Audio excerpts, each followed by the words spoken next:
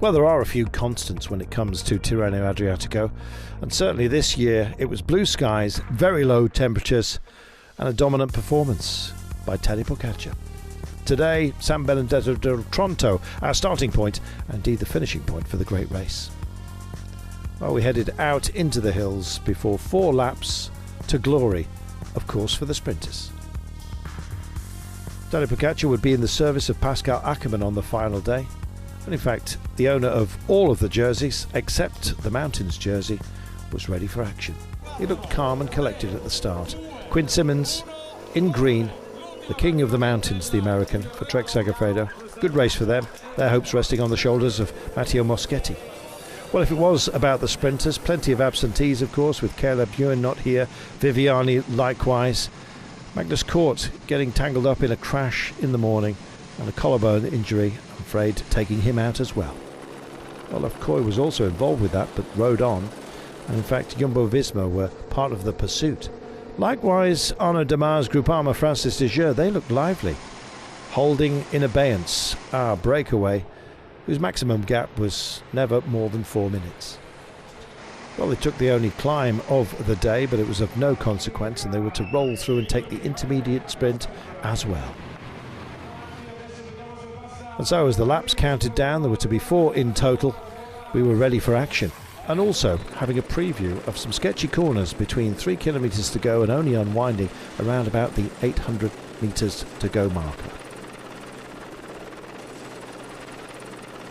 Slowly but surely the breakaway were found out. First to back into the pack, Tonelli from Bardiani, Arcos from Movistar and Buaro from Astana were soon to follow. And so it's colour order for the sprinters teams. Would they get through the gaps safely? That was the question. Well, they took the bell, but it was only after a real sketchy pinch at this point. Very narrow. That's the Flamme Rouge just ahead of them, and this was a warning to all teams to take it sensibly for the last time of asking. Well, the bell tolled on all. The breakaway was done and dusted, and the ambition was being shown by Bahrain Victorious, who'd be working for Phil Bauhaus. Had a great race with Mikkel Landa managing a podium. But some huge sprinters' names, and in fact winners in the past. Edvald Bosenhagen up towards the 4 on a day that would surely suit Alexander Kristoff from Intermarché Wanty, despite the bumps and bruises for his team. Big right-hander just underneath the 3 kilometres to go marker, announcing a sequence of curves that would ultimately lead to the big old pinch around about the Flamme Rouge. They all got through safely, led very well by Israel Premier Tech, working for Giacomo Nizzolo. It was busy, particularly over there in the sunny side of the road. The big move, the man in red, was Phil Bauhaus, however, couldn't find space and timed it beautifully. Moved over to the opposite side of the road and got himself a well-earned win. Some big names were balked on the approach. Mark Cavendish just tangling with Bardiani's Fiorelli.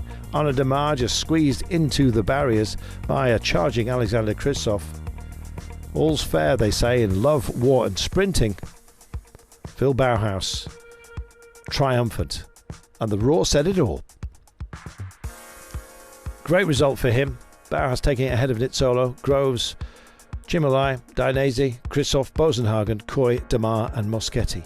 Not perhaps the names that you would have thought would be there. Merlier and Cavendish amongst those missing out.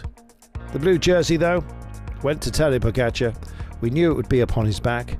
He also owns the points jersey and the Young Riders classification. What an amazing race, and what an amazing winner. Landa and Vingegaard sharing the podium, but the top step belonging to Tadej Pogačar. We'll be saying that quite a few times this year, I imagine. Every race he's contested so far, he has won. What more to come? Neptune's trident belongs to him.